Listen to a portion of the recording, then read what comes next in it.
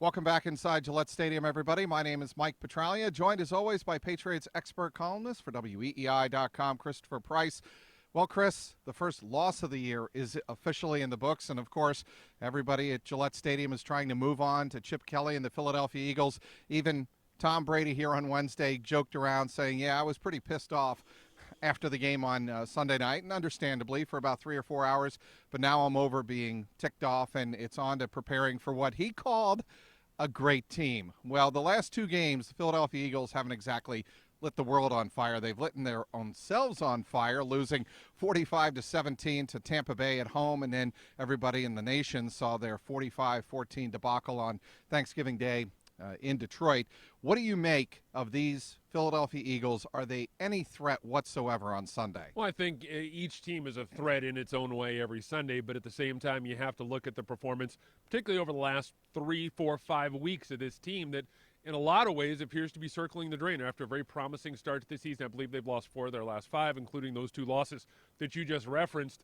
It's been a bit of a tough sledding, been a bit of a tough go, I should say, over the last few weeks for the Eagles and for Chip Kelly in particular. It's no surprise he's on the hot seat. The one thing that really stands out to me is the run defense, Philly's run defense particularly, is really struggling. I think over the last 3, 4, 5 games, we've seen that run defense start to go south. If there is a week where the occasionally inconsistent New England ground game can really put together a good outing, this might be it. LeGarrette Blount and James White did not have the best of games on Sunday night. They averaged as a team collectively 2.9 yards per carry.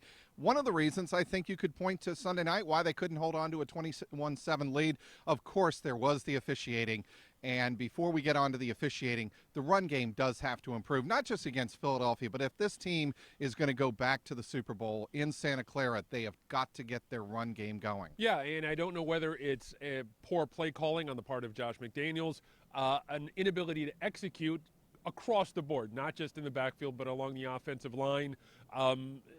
Whatever the case may be, personnel decision, whatever, but they just don't appear to be moving the ball as well as they were earlier in the season. They've had one game where they've had one guy rush for 100-plus yards. That was LeGarrette Blount earlier in the year against Washington. Look, it's different week to week, situation to situation, personnel, game plans vary from opponent to opponent. But you can't help but notice the numbers that this team and this running game in particular has put up over the last few weeks. They've really struggled. Well, from what you've been saying, the Patriots probably will not have to rely that much on their tight ends this game, and that obviously means Rob Gronkowski. We know he's probably going to be out this week if all of the reports and videos that Gronk put out and the statement that Gronk and the team put out, shockingly, on Tuesday are true, then he probably won't play against Philadelphia. Frankly, they should not need him. But Scott Chandler is somebody that comes to the fore. And what I want to talk about, about the tight ends and about the passing game is what the Patriots do now in terms of moving on without Gronk for the foreseeable future anyway. Yeah, I think, Scott Chandler is the guy who immediately comes to mind, as is the case with Julian Edelman, Deion Lewis, when Danny Amendola went down. It's not going to be one guy who's going to be asked to take his game from here to here. It's going to be a collective. You're going to have to rely more on Scott Chandler. You're going to have to rely more on Brandon LaFell. Keyshawn Martin was back in the lineup on Sunday night. He's going to be a guy who's going to get more looks. We talked to Danny Amendola in the locker room. That's usually a good sign that he is close to returning. I'd still kind of, pump the brakes on that a little bit. I kind of manage expectations around the injury. We're not sure if he's going to play this week. Get a chance to, figure out more when we get a look at the practice report, the injury report a little bit later on this week. But again, it's not just one guy. They're going to have to get a collective across the board. We talked about the running game. You're going to need to see more from guys like James White and Brandon Bolden. Brandon Bolden, who did show up in the passing game on Sunday night against the Broncos, catching his second touchdown pass of the year. So not just one guy. It's going to be a group. They're going to have a group of guys collectively raise their game. Michelle Steele of ESPN provided maybe the funniest bit for Bill Belichick today, and that was asking him why the team decided to put out that release about Rob Gronkowski and whether or not the team signed off on the Rob Gronkowski video that was on Bleacher Report. And Bill, without missing a beat, said, whatever we can do to help out the media, that's what we're here to do. I'm paraphrasing, but that's essentially the tone. Now, my question for you, Chris, is, first of all, Why did the Patriots go this route when we all know that is really an anti-Patriot thing to do? It's something they never do. Why did they do it? And what do you make of the little bar back and forth between Bill and an ESPN reporter? I think there have been some questions in the past when you're dealing with injuries to Rob Gronkowski specific to the relationship between the family and the team. And I think that they want to make sure that everyone is being as transparent as possible. Look, we all understand, I'm going to use that relatively transparent as possible when you talk about the Patriots franchise and their process when it comes to these sorts of things. So they wanted to lay as many cards on the table as they could, and I think that was their effort to do that. I know in years past, like we said, there have been questions about the level of health care that Gronkowski has received when he's been in New England, and so they wanted to be kind of, be very clear about what was going on with the big tight end, his situation health-wise, as it relates to the team. It was a funny moment. It provided a little bit of levity in an otherwise, I don't want to say forgettable press conference, but an uneventful press conference for Belichick. So, you could read a little bit into it here or there, but I wouldn't read too much into it. The other thing that was addressed on Wednesday, and it should be, is the state of officiating in the National Football League.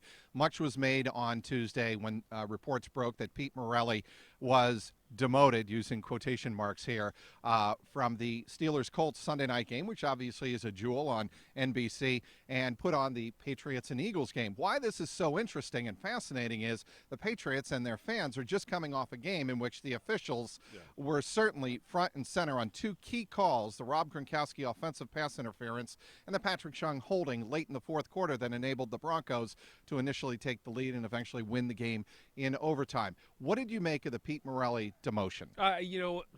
It's tough to know, and it's tough to kind of try to get inside the mind of Dean Blandino. The one thing I do know is the officiating has really been pretty poor this year across the board, and I understand the gripes that Patriots fans have with various calls that have gone against them over the course of the season. You mentioned Sunday night the holding call on Chung, another pass interference call on Rob Gronkowski. So I do get the anger that Patriots fans have about it, but it's unmistakably anger. Yeah, it really is. But the thing is, at the same time, you can look across the league. You could pick out almost every single week one bad call goes on every single week in this league, and it speaks to the officiating. It speaks to the lack of confidence that this league has in its officials at this point. I wouldn't read too much into it again. Specific the Morelli move. And it was interesting to hear Bill reference him today in the press conference saying, look, we've never had a problem with Pete Morelli's crew.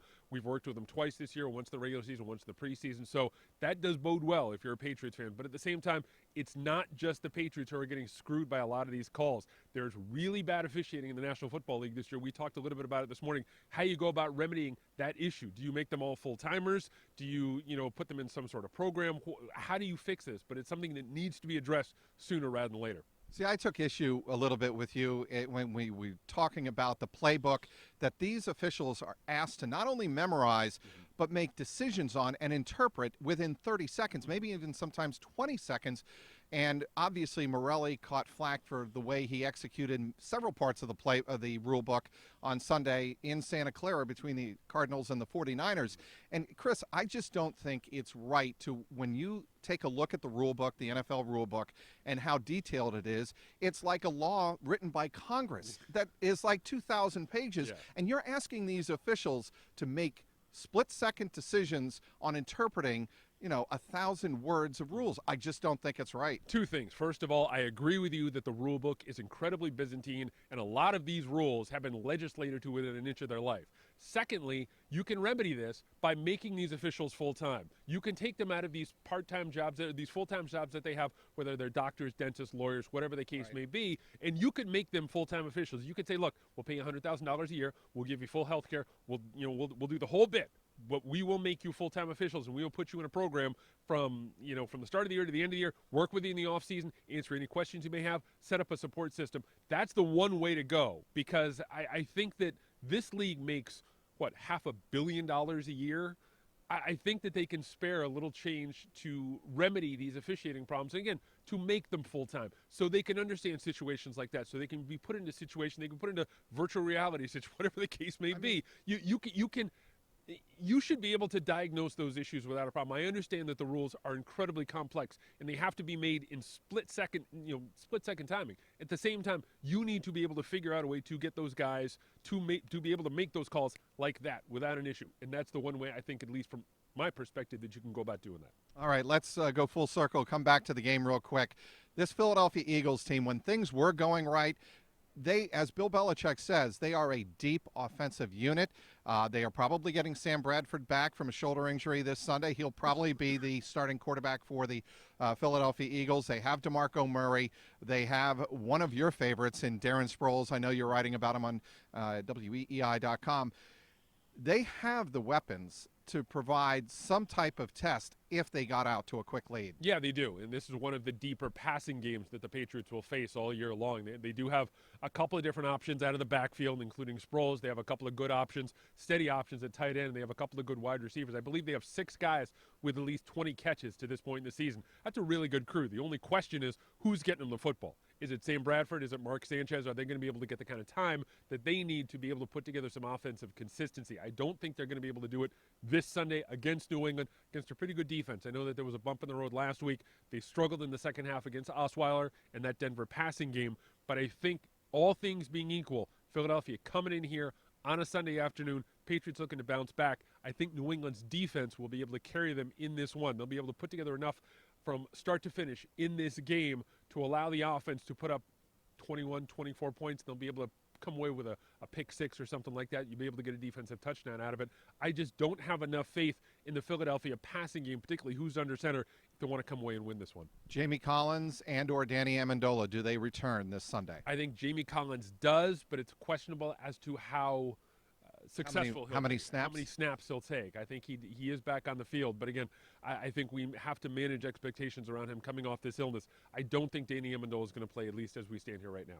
All right, that'll wrap it up for today. The Patriots looking to bounce back against the Philadelphia Eagles, trying to improve to 11-1 on the season. They are now in a race with the Broncos and Bengals, no doubt about it, for the top seed and a first-round bye come AFC playoff time in January. We'll have complete coverage on WEEI.com, as always, on Sunday afternoon. It's a late afternoon, 4:25 kickoff, so be sure to visit WEEI.com. Ryan Hannibal, Christopher Price, and yours truly with all the coverage. Inside Gillette Stadium, he is Christopher Price. I'm Mike Petraglia, WEEI.com.